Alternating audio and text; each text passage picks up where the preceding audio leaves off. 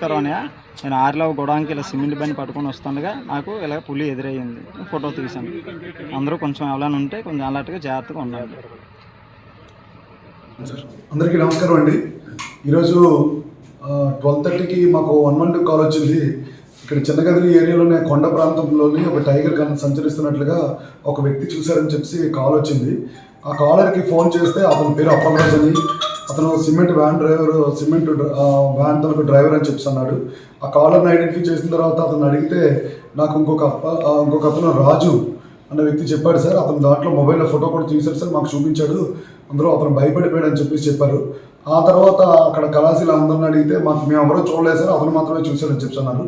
ఆ తర్వాత రాజు అన్న వ్యక్తిని ఐడెంటిఫై చేసి అతనితో మాట్లాడితే అతను జస్ట్ అక్కడ కళాశీలకి కో డ్రైవర్స్కి థ్రెటనింగ్ చేయడానికి జస్ట్ ఏఐలో క్రియేట్ చేసిన ఫోటోని అతను షో చేయడం జరిగింది. అతను ఐడెంటిఫై చేసి తీసుకుని వచ్చాము. ఇప్పుడు ఇది ఏదైతే సోషల్ మీడియాలో స్ప్రెడ్ అవుతుందో ఇది అంతా కూడా ఈ వీడియో కానీ మెసేజ్లు కానీ ఇవంతా కూడా ఫేక్ అండి.